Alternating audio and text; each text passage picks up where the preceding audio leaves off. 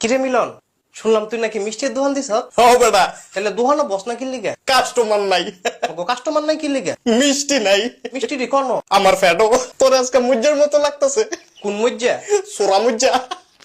তুই এই ফাউল কথাটা কইলি কি লিগা? কামের কথা কবে কইছি? কামের কথা ফাললে না কইতি?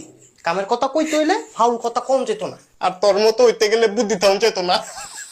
এই যে তুই আবার ফাউল কথা কইছ। তুই কোন মদের কথা কইছ? আরে তুই যেমনে বেটকাস মানছে তো তোরে বেটকি বাবাটা হে।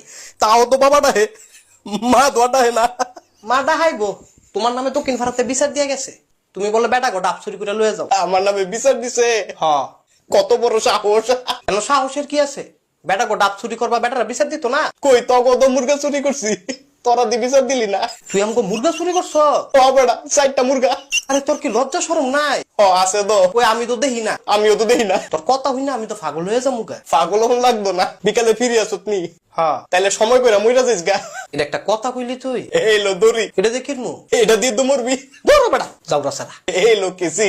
অনেক কি কেসি দিয়া মরতাম না, মরার আগে 2টা লাউ কেটে লয় আয়। মন্ডায় কয় লোকজন ভাড়া কইরা তোরে সটকাই, দরকার হলে জনপ্রতি 500 টাকা দিমু। তুই আমারে 50 দে, আমি আমারে চটকামু।